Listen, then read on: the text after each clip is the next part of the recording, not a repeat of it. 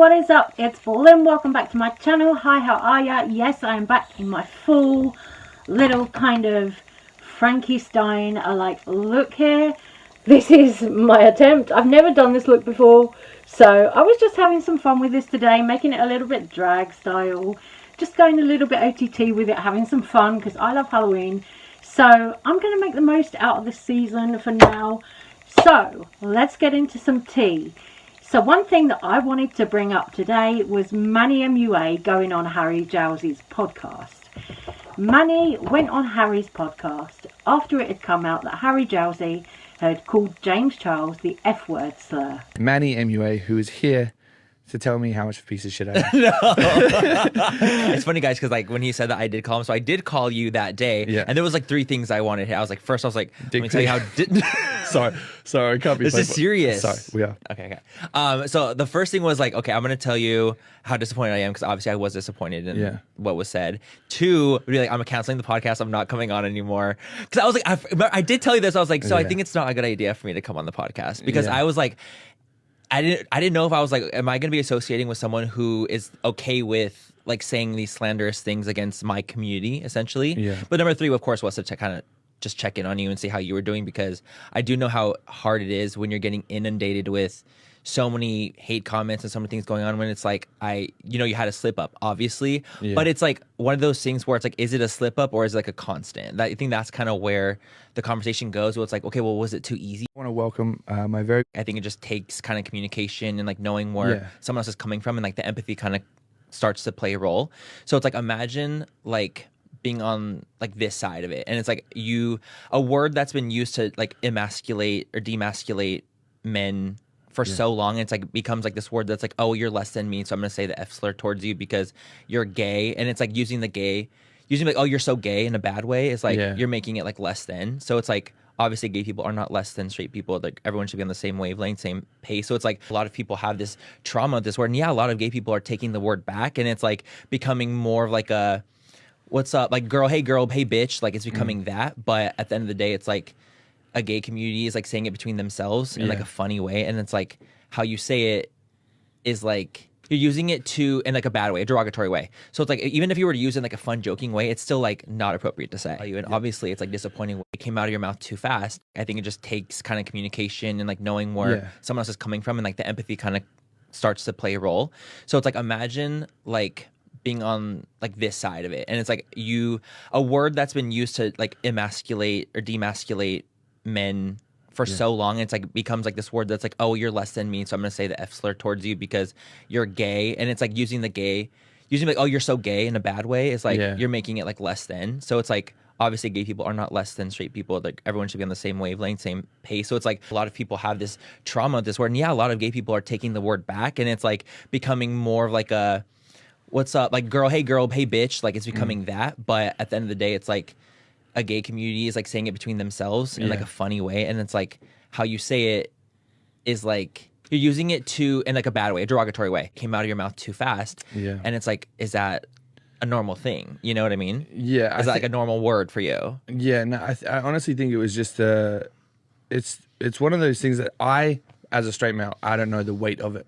Totally, 100%. And when I have my gay friends like throwing it around, I think, oh, maybe like, I could be part of it too. I'll join in. Yeah. So I think that was possibly the reason why that it was like so casual for me to say it in a derogatory manner. And now I'm like looking back, I was like, actually, you know what? Like I need to be a little bit more thoughtful in the weight of my words. And this shit actually does hurt people, and it has. And I know like there's a lot of bullying and stuff for your community, and I was like, man, like I really, my biggest goal has always been to be a positive impact to make people laugh. So Harry Jowsey called James the F-word slur.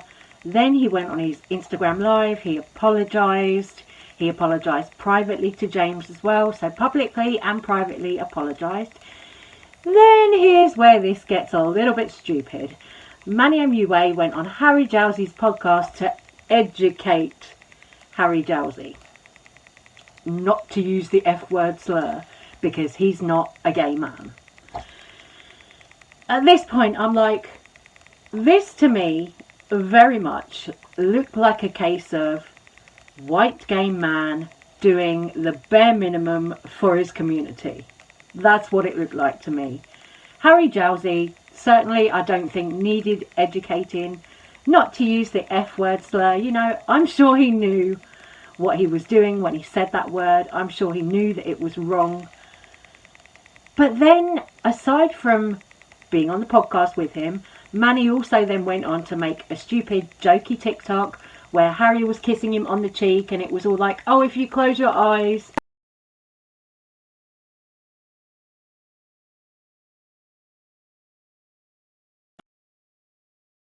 It was just a stupid, jokey thing. But what I think about the TikTok is, I think if somebody like James Charles had done it, I think the internet would have gone up in flames and it would have been, oh my God, look, James Charles is straight baiting again, you know. Because when James Charles has gone after straight guys in the past, that's what it's been. It's been a lot of that, you know. He's had so much backlash, and rightly so, for that, you know. One thing that I'm seeing people bring up when it comes to gay men going after straight men is people are starting to now say, look, you know, we've worked hard to kind of remove this stigma that we as gay men are always trying to turn people. So for these influencers to be out here, you know, chasing after straight men, some gay men are now saying, well, this is giving us a bad name. So, you know, I just think it was very basic of Manny to go on Harry Jowsey's podcast to try and educate Harry like he needs educating. I'm like, girl, you know, this is Manny being problematic. Because as well as Manny going on Harry Jowsey's podcast about this, Manny MUA is, of course, also still friends with James Charles. And then Laura Lee is friends with Manny MUA. She's his best friend. So, like, what's going on here? You know, what is it that, like, these influencers don't see a problem in James Charles? You know, going after minors in text messages and DMs. Some of the people that James Charles has been in contact with were as young as 14 years old, you know. So I'm like, how is it that Manny MUA is sticking up for James because Harry Jowsey said a stupid word? But, oh, the fact that James Charles was allegedly grooming minors, and also that he was speaking to people underage, you know, James even admitted that himself. The fact that he really was speaking to people underage, oh, that isn't a problem for Manny MUA. He was speaking to these kids in a sexual manner, you know, like asking for nudes from them and everything. So he was James Charles was putting minors, you know, in an awkward position, in a dangerous kind of position, speaking to them in a sexual context, and that's okay. But just don't call him the F-ag word.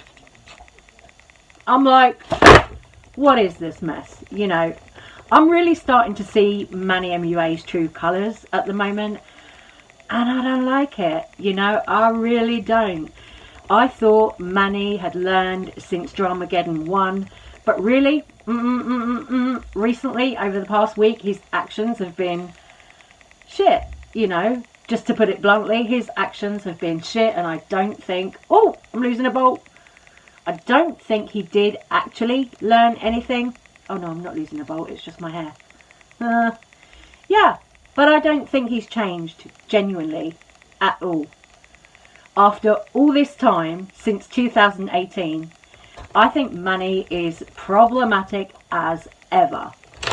So, with all that said, please let me know all your thoughts on this situation, your comments, your opinions. Do you think that Manny trying to stick up for James is problematic, or do you just not care?